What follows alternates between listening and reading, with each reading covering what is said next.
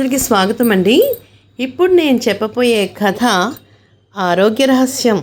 ఆ ఆరోగ్య రహస్యం అంటే ఏమిటి, మనకి ఎలా ఉంటుంది, మనము ఎలాగా చేస్తే మన ఆరోగ్యం మన చేతిలో ఉంటుంది అనే విషయాన్ని మనం తెలుసుకోవడమే ఈ కథలోని సారాంశం అన్నమాట. ఒకానొక ఊళ్ళో కుబేరుడు అనే ఒక మంచి సంపన్న డబ్బున్నవాడు అన్నమాట. అతనికి ఏంటంటే బోళ్ళంత డబ్బు ఉంది, కానీ ఆరోగ్యం లేదు. ఏం లేదు, తన ఆరోగ్యం చక్కబడాలని చెప్పి ఎన్నో రకాల మందులు వేసుకుంటూ రోజులు గడుపుకుంటుంటే వాడికి చాలా బాధగా ఉంటుంది. ఏమిటి, నాకు ఈ ఆరోగ్యం లేకపోవడం ఏమిటి, నేను ఆనందంగా ఉండలేకపోవడం ఏమిటి అని బాధపడుతున్నాడు. కుబేరుడికి మిత్రుడు అక్కడ ఉన్నాడు, ఆయన పేరు చరకుడు. అతను ఏం చేశాడంటే, ఏదో పని మీద ఏం చేశాడంటే కుబేరుడి ఇంటికి వచ్చి ఒక 4-5 రోజులు వాళ్ళ ఇంట్లోనే ఉన్నాడు. అతను తన మిత్రుడు ఆరోగ్యం గురించి మిత్రుడితో చెప్తున్నాడు. ఏంటోరా, నాకు ఆకలి ఉండదు, నిద్ర సరిగ్గా పట్టదు, ఏంటో నాకేం తెలియట్లేదని బాధపడ్డాడు అనమాట. బాధపడితేనే చరకుడు కూడా గొప్ప వైద్యుడేమీ కాదు. కొన్ని గృహ చిట్కాలు కొన్ని తెలుసు. అంటే ఏంటంటే, కొంతమందికి తెలుసు జీలకర్ర తాగితే కొన్ని లాభాలు ఉన్నాయని, దగ్గు వచ్చినప్పుడు మిరియాల పాలు తాగితే గొంతు నొప్పి తగ్గుద్దని, ఇలా కొన్ని గృహ వైద్యాలు వచ్చాయన్నమాట అతనికి. అతను కుబేరుని పరీక్షించాడు, అంటే చేయబట్టుకు చూశాడు. నేను కూడా ఒక డాక్టర్నే అని చెప్తూ అతనికి శరీరంలో ఏ దోషం లేదని అతను తెలిసిపోయింది. చరకుడు కుబేరుని అడుగుతున్నాడు, నువ్వు ఈరోజు ఏం చేస్తావు, ఏం తీసుకుంటావు, ఎలా ఉంటావు, ఏంటి నీ దినచర్య ఏంటి అని అడిగేసరికి కుబేరుడు అంటున్నాడు, నేను పొద్దున్నే లేచిన వెంటనే పలహారం చేస్తాను, బ్రష్ చేసేసుకుని కాలకృత్యాలు తీసుకుని పలహారం తింటాను. కొంచెంసేపు అయిన తర్వాత మా ఆస్తి వివరాలన్నీ వెతుక్కుంటాను. ఎన్ని పొలాలు ఉన్నాయి, పొలాలు ఎంత పంట పడుతుంది, ఏమి లావాదేవీలు ఏంటని లెక్కలు చూసుకుంటాను. తర్వాత ఒక గంట సేపటికి పాల రసం తీసుకుంటాను. తర్వాత కాసేపు అయ్యాక విశ్రాంతి తీసుకుని భోజనం చేస్తాను. భోజనం చేసి నిద్రపోతాను. నిద్ర అయిన తర్వాత మళ్ళీ మా వ్యవహారాలన్నీ చూసుకుంటాను. ఉద్యోగులకి సరిగ్గా వచ్చారా రాలేదా, వాళ్ళు ఏం చేస్తున్నారు అన్న విషయాల గురించి కూడా నేను అన్ని లెక్కలన్నీ చూసుకుంటాను. తర్వాత వ్యవహారాలని చర్చించుకుంటాం. నాన్నగారితో వ్యవహారాలు, సొంత వ్యాపారాల గురించి, లావాదేవీల గురించి మాట్లాడుకుంటాం. రాత్రి భోజనం అయిన తర్వాత పడుకోబోయే మళ్ళీ చెరుకు రసం తాగుతాను అని కుబేరుడు వివరాలని చెప్పి చరకుడితో, నన్ను ఏదో భయంకరమైన వ్యాధి పట్టుకుంది, అది మందులకు తొలగదు, పళ్ళరసం నోటికి బాగోదు, భోజనం నచ్చదు, నా జీవితం ఇలా గడిచిపోతుందేనా అని నిరుత్సాహంగా ఉన్నాడు. చరకుడు నవ్వి, నిరుత్సాహపడకు, నీకు ఔషధాలతో పాటు గాలి మార్పు కూడా కావాలి. 1 మాసం పాటు మా ఊరు వచ్చి ఉండు, నీ ఆరోగ్యం బాగుపడుతుంది, ఇది నా నమ్మకం అన్నాడు. కుబేరుడు తండ్రితో చెప్పి, నాన్న కొన్ని రోజుల పాటు నేను చరకుడి ఊరు వెళ్తాను అని అన్నాడు. వాళ్ళ ఊళ్ళో చాలా చక్కగా వినోదాలు జరుగుతూ ఉంటాయన్నమాట. అక్కడ నిత్యం కూడా వినోద కార్యక్రమాలన్నీ జరుగుతూ ఉంటాయి. అలా జరుగుతూ ఉండడం వల్ల ఏమిటి, ఊళ్ళో అందరూ ఎంతో సంతోషంగా ఉంటారన్నమాట. ఇలాగా చరకుడును కుబేరుడు కూడా వాళ్ళ ఊరు వెళ్ళడానికి బయలుదేరారు. ఒకప్పుడైతే కార్లు, బస్సులు ఉన్నాయి, అప్పుడు లేవు కదా, పాతకాలం నాటి పని కదా. మరి వాళ్ళు నడుచుకుంటూ కొంచెం దూరం అలా వెళ్తూ అడవుల్లో, చెట్లు, పొట్లు దాటుకుంటూ చాలా దూరం వెళ్ళారనమాట. వెళ్ళేసరికి ఈ కుబేరుడికి ఒళ్ళంతా అలసిపోయింది కదా, అందుకని కాళ్ళు నొప్పులెట్టేసాయి.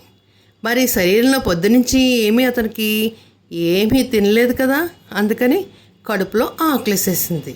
అతను చరకుడితో చెప్తున్నాడు, నేను 2 అడుగులు కూడా వేయలేను అన్నాడు. అదేమిట్రా అంటే, కడుపులో ఆకలేసేస్తుంది, కాళ్ళు పీకేస్తున్నాయి, నేను ఎక్కడికి రాలేనని చెప్పి ఒక బండ మీద కూర్చున్నాడు.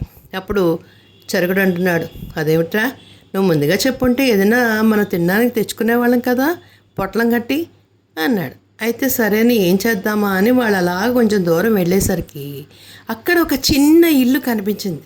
ఇల్లు కనిపిస్తే, అమ్మో నేను ఇంక నడవలేనురా అనేసరికి ఆ ఇంట్లో కోయ ద్వారా ఒక ఆమె ఉందన్నమాట. ఉంటే వాళ్ళు గుమ్మం దగ్గరికి వచ్చారు. వచ్చి పూర్వము ఏముండేవంటే హోటల్స్ ఏవి లేవు. పూటకోళ్ళమ్మ ఇంట్లోనో ఎవరింట్లోనో ఇంత అన్నం తినాల్సి వచ్చేది. అలాంటి సమయంలో కోయిదర్ ఏం చేశాడంటే లోపలికి పిలిచాడు. పిలిచి వాళ్ళిద్దరిని కూర్చోపెట్టాడు. మరి వంట వండడం అంటే మాటలా, వాళ్ళకి సరైన సౌకర్యాలు చేయాలి కదా. మరి అక్కడ వాళ్ళ ఇంట్లో సరైన బియ్యం కూడా లేవు. లేకపోతే వెదురుతో చేసిన బియ్యాన్ని తీసుకుని వంట చేసి కోయిదర భార్య ఇద్దరికి చక్కగా వండి పెట్టింది. అది ఆకలి మీద మనం బాగా ఆకలిగా ఉన్నాం అనుకోండి, మనకు ఆకలి ఏం తెలీదు, ఏంటా అనేసి ఏదుండే సరే అది తింటే అది అమృతంలా అనిపిస్తుంది అన్నమాట. ఇద్దరు కూడా గబగబా తినేశారు. కుబేరుడు కూడా, అంత డబ్బున్న వ్యక్తి కూడా అది ఏమిటి, ఎలా ఉంది, ఏంటనేది అంటే ఆకలి రుచి తెలియదు, గబగబా తినేశాడు. తినేసి ఏం చేశాడు, అక్కడే అలా కూర్చున్నాడు. ఎందుకు, శరీరం అంతా అలసిపోయింది. అలసిపోవడంతో ఏమవుతుంది మనకి, ఇలాగ తినగానే అలా నిద్ర వచ్చేస్తుంది. నిద్ర వచ్చేస్తే అక్కడే వాళ్ళ ఇంట్లోనే అలాగే నిద్రపోయారు కుబేరుడు. వాడికి అలసట తీరిపోయింది, నిద్ర వచ్చేసింది, పడుకున్నాడు. పడుకుని లేచిన తర్వాత చరకుడితో చెప్తున్నాడు, అబ్బా నువ్వు నాకు ఏం మంది ఇచ్చావో తెలియదు కానీ చాలా బాగా పనిచేసింది అన్నాడు. పనిచేయడం ఏంటి అని అనుకుని, నాకు చాలా బాగా నిద్ర పట్టింది ఈరోజు అని కుబేరుడు చెప్పాడనమాట. చెప్పడంతో చరకుడు నెమ్మదిగా వాళ్ళు అన్నం తినేశారు కదా, అక్కడికి వెళ్ళారు. వాళ్ళ ఊరు వెళ్ళారన్నమాట. వాళ్ళ ఊళ్ళు వెళ్ళేసరికి అక్కడ ఎన్నో వినోదాల కార్యక్రమాలంటూ ప్రజలందరూ కూడా ఎంతో సంతోషంగా ఉన్నారన్నమాట. డబ్బున్న వాళ్ళు లేని వాళ్ళకి కొన్ని హాస్య నాటకాలు లాంటివి, తర్వాత ఏమో చక్కగా మంచి హరికథా కాలక్షేపము, బుర్రకథా కాలక్షేపము ఇలాంటివి జరుగుతూ ఉన్నాయన్నమాట. ఊళ్ళో ప్రజలందరూ కూడా ఉదయం పూట కష్టపడి పనిచేసి సాయంత్రం పూట అవన్నీ కూడా వింటూ వాళ్ళు చాలా సంతోషపడుతూ ఆనందంగా విందులు విలాసాలతో ఎంతో సంతోషంగా ఉండి వాళ్ళు ఏం చేసేవారంటే ఇంటికి పోయి హాయిగా నిద్రపోయేవారు అనమాట. ఇలాగా విందులు కాలక్షేపంతో ఏమైందంటే సాయంత్రం అయ్యేసరికి కుబేరుడికి మంచి నిద్ర వచ్చి హాయిగా నిద్రపోయాడు. తెల్లారులేసి చెప్తున్నాడు, ఆహా నాకెంత హాయిగా నిద్ర పట్టేసిందో, నువ్వేమంది ఇచ్చావో తెలియదు కానీ భలే హాయిగా ఉంది నాకు అని తన స్నేహితుడు చెప్పాడనమాట. అప్పుడు స్నేహితుడు అంటున్నాడు, నీకు శరీరానికి సరైన వ్యాయామం లేదు, సరైన మనసుకి ఆనందం లేదు, అందువల్లే నువ్వు చాలా అలసిపోకుండా ఉన్న శరీరానికి అలసట పెట్టావు.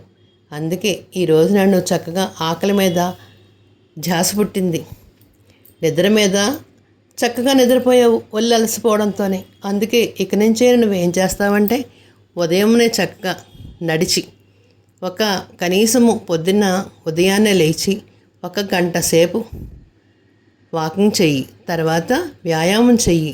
చేస్తే నీ శరీరానికి ఏంటి అలసట వస్తుంది, అలసట వస్తే ఒంటికి చెమట పడుతుంది, చెమట పడడంతోనే నీకు ఒళ్ళంతా తేలికైపోతుంది. అప్పుడు నువ్వు పలహారం తిన్నా ఏం తిన్నా ఆకలేసి తినేస్తావు, మళ్ళీ హాయిగా ఉంటుంది. తర్వాత నువ్వు భోజనం చేసినా భోజనం రుచిగా కనిపిస్తుంది. నీ ఆహార విషయాలన్నింటిలో కూడా నువ్వు జాగ్రత్తగా వహిస్తే కనుక నీకు చాలా బాగుంటుంది.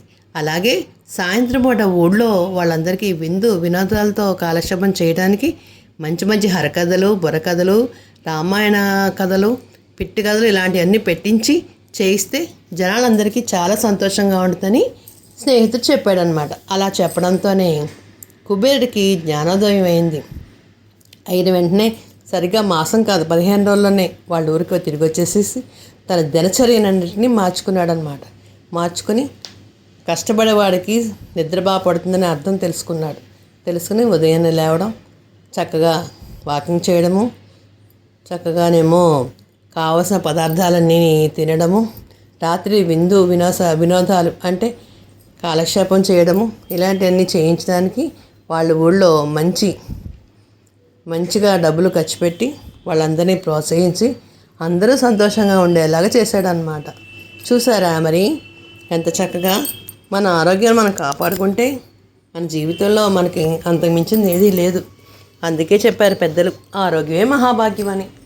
అందుకే మనకి ఆకలి లేకపోతే ఏమీ తినాలని అనిపించదు కదా. మనము శరీరానికి వ్యాయామం ఉంటే చక్కగా మనం అన్ని పనులు మనం చేసుకోగలుగుతాము, మంచిగా ఉండగలుగుతాం. మరి చిన్న కథ చెప్పుకుందామా అయితేని. పొగడ్తల విలువ ఏంటంటే, అవంతి తీరపు రాజు శశిశేఖరుడు ఏం చేశాడంటే, తన ఉద్యోగులతో ఎప్పుడు కూడా నవ్వుతూ మాట్లాడేవాడు కాదు. రాజు చెప్పిన పని సక్రమంగా చేసినా కూడా, వాళ్ళు ఎంత బాగా చేసినా కూడా వాళ్ళని ఎప్పుడు కూడా మెచ్చుకోలేదు, వాళ్ళని పొగడలేదు. తరచూ కాకపోయినా కనీసం ఒక్కసారైనా కూడా పని వాళ్ళని మెచ్చుకోలేదు. మంత్రి చెప్తూ ఉండేవాడు, ఏమండి వాళ్ళు చేసే పనికి కొంచెము మనం పొగడాలి, పొగిడితే బాగుంటుంది, నవ్వుతూ మాట్లాడండి అనేవాడు. అలాగే రాణి కూడా అనేదన్నమాట, వాళ్ళతో నవ్వుతూ మాట్లాడి అప్పుడప్పుడు మెచ్చుకుంటే పనిలో మరింత ఉత్సాహంగా ఉంటుంది కదా అని రాణి చెప్పేది. పొగిడితే గర్వం ఎక్కువైపోతుంది, తలకెక్కుతుంది. అయినా ఖజానా నుంచి వాళ్ళకి ఏమన్నా జీతభత్యాలు అన్నీ ఇస్తున్నాం కదా, మనము ఎవరికైనా లోడ్ చేస్తున్నామా ఏమిటి అని అన్నాడు.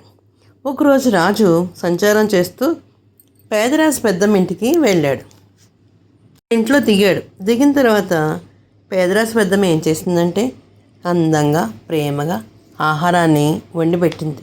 అతను ఇలా భోజనం చేస్తున్నంతసేపు, అబ్బా ఎంత రుచిగా ఉందో, మన అంతఃపురంలో కూడా ఎంత గొప్పగా వండేవాళ్ళు ఉండరే అని ఎంతో సంతోషపడిపోయి భోజనం చేసేసి కామ్గా ఊరుకున్నాడు.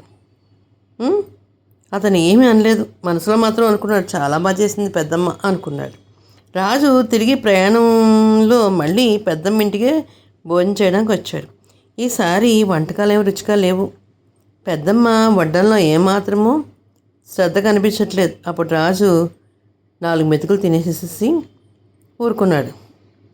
ఊరుకుంటే అప్పుడు అడిగాడు, ఇదేమిటి పెద్దమ్మ, నువ్వు మొన్న వచ్చినప్పుడైతే ఎంతో బాగా చేసి పెట్టావు కదా, ఇప్పుడు ఏమిటి ఇలా చేసావు? వెళ్ళేటప్పుడు భోజనం చాలా బాగా రుచిగా ఉండేవే, అమృతంలా అనిపించింది, మరి ఇప్పుడు అస్సలు బాగోలేదేమిటి, ఎందుకు ఇది తేడా చేసావు పెద్దమ్మ అని అడిగాడు. అయ్యా, మొన్న మీరు తిన్న తర్వాత మాట్లాడకుండా కొంచెం డబ్బులు ఇచ్చేసి వెళ్ళిపోయారు, కానీ నా వంటలు బాగున్నాయి, ఆదిత్య నచ్చిందని కూడా చెప్పకుండానే వెళ్ళిపోయారు. నేను బాటసార్లకు భోజనం పెట్టాక వాళ్ళ డబ్బు ఎంత ఇచ్చినా పర్వాలేదు, కానీ నా వంటలు మెచ్చుకుంటే ఎంతో సంతోషంగా ఉంటుంది. చేసిన పనికి శ్రమే తెలియదు, అందుకే వంట చేయలేదు, ఇంత చక్కగా వంట చేయలేదు, ఈసారి వచ్చినప్పుడు అంత శ్రద్ధగా వంట చేయలేదు అని అసహనంగా అంది పెద్దమ్మ. ఆ మాటలు విన్న తర్వాత రాజుకి పొగడ్త విలువేంటో తెలిసింది. అందుకేనేమో నా భార్య ఇలాగా పొగడమని చెప్తుంది, అయ్యో ఇలా అయిందా అని అనుకున్నాడు. పెద్దమ్మకి కానుకలు ఇచ్చేసేసి అక్కడి నుంచి వెళ్ళిపోయాడు. అప్పటి నుంచి తన రాజోద్యోగులందరినీ కూడా మంచిగా చేస్తున్నవానికి పొగడి వాళ్ళకి ఎలాంటి బహుమతులు ఏవోటి ఇచ్చి వాళ్ళని సంతృప్తిపరుస్తూ ఉండేవాడు అన్నమాట. చూసారా పిల్లలు, పొగడ్తుకున్న విలువ మరి దేనికి లేదు. మరి అయితే తెలుగువారి దీపకాంతికి లైక్ చేసి, షేర్ చేసి, సబ్స్క్రైబ్ చేసి, కామెంట్ రూపంలో పెట్టండి మరి.